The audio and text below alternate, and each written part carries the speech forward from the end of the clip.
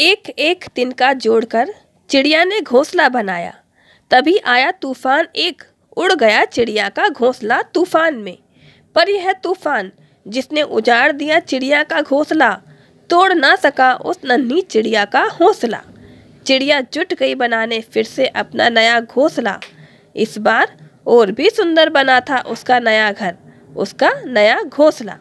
नमस्कार, मेरे चैनल रंजनार्थ हिंदी की दुनिया में आप सभी का स्वागत है। आज मैं आपके सामने एक कहानी लेकर उपस्थित हूँ, कोरोना का शिक्षा पर प्रभाव। दो बहुत ही गहरे मित्र थे, अमन और रोहन। दोनों कक्षा तीसरी में पढ़ते थे। दोनों पड़ोसी थे व एक ही विद्यालय में पढ़ते थे। पढ़ाई में भी दोनों दोस्त बहुत होशियार थे, साथ ही खेलने कूदने में भी। जैसा कि हर बच्चा सोचता है कि कितना अच्छा होता हमें पढ़ना नहीं पड़ता, वह सिर्फ खेलने कूदने को ही मिलता, वैसा ही अमन और रोहन भी सोचते थे। वे अक्सर बातें किया करते थे। रोहन, ये रोज रोज स्कूल जाते जाते तो हम बोर हो गए हैं। हाँ अमन, सच में रोज स्कूल जाना अच्छा नहीं लगता। रोज वही अध्यापक अध्यापिकाएं और वे ही विषय, बहुत बोर हो गए हैं इन सब से। कितना अच्छा हो कि हमारे स्कूल की बहुत लंबी छुट्टियां हो जाएं, बहुत मज़ा आएगा, है ना रोहन?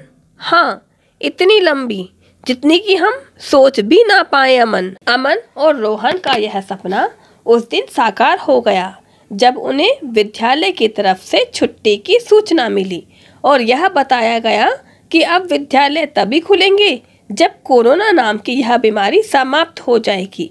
बच्चे तो बड़े ही खुश थे, जबकि सभी बड़े चिंतातुर थे। एक महीना बीतते बीतते सभी की चिंता बढ़ने लगी। अब बच्चों की शिक्षा का भी नुकसान होने लगा। बच्चे अब घर में रहकर बोर हो गए थे। उनके पास भी करने के लिए कोई काम नहीं था। इधर स्कूल प्रशासन में भी हलचल आरंभ होने लगी। शिक्षक आपस में बातें करने लगे। अंकित सर, ये छुट्टियां तो कुछ ज़्यादा ही लंबी हो चली हैं।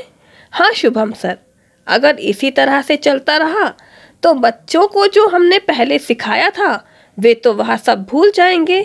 हाँ अंकित सर, हमें कुछ करना होगा क्योंकि बच्चों का प्रत्येक साल महत्वपूर्ण होता है। बच्चों के मस्तिष्क के विकास के आधार पर ही शैक्षिक सत्र को बांटा जाता है। सही बात है शुभम सर, हम कुछ करते हैं। बच्चे पूरा ना सीख पाए पर वे बिना कुछ करे भी तो ना बैठें। इसी तरह की चर्चा हर स्कूल में होने लगी। तब स्कूल प्रशासन ने और सरकार ने ऑनलाइन क्लास कॉन्सेप्ट को अपनाने में देर नहीं की। ऑनलाइन क्लासेस आरंभ हुए। कुछ बच्चे वास्तव में अध्यापकों के साथ जुड़ गए तो कुछ इसे केवल समय बिताने का साधन मान रहे थे। जो बच्चे वास्तव में अध्यापकों के साथ जुड़े, उनकी बातें समझ पाए, उन्होंने सीखा भी बहुत। अमन व रोहन भी ऑनलाइन क्लास के जरिए अपने अध्यापकों से पुनः जुड़ गए। लेकिन इस बार अमन पढ़ाई में वास्तव में रुचि ले रहा था, जबकि रोहन नहीं। ऑनलाइन क्लास के लिए पिताजी ने जो स्मार्टफोन रोहन को दिलवाया था, उससे वह अपने दोस्तों के साथ चैटिंग करके और खेल करके टाइम पास कर रहा था। उसने अमन को भी इसमें शामिल करना चाहा। क्या अमन, तुम तो ऑनलाइन क्लास में भी बड़े ध्यान से पढ़ते हो? हाँ रोहन, हमारे अध्यापक बहुत मेहनत कर रहे हैं। हमें भी उनका सहयोग करना चाहिए और अपने समय का सदुपयोग करना चाहिए। इस कोरोना का अपनी शिक्षा पर कोई प्रभाव नहीं पड़ने देना चाहिए। क्या अमन, जब हम स्कूल जाएंगे तब तो पढ़ना ही है। अभी थोड़ा सा एंजॉय कर लेंगे तो क्या फ़र्क पड़ता है? फ़र्क पड़ता है। जो हम आज सीख रहे हैं वह हमें अगले साल सीखने को नहीं मिलेगा रोहन।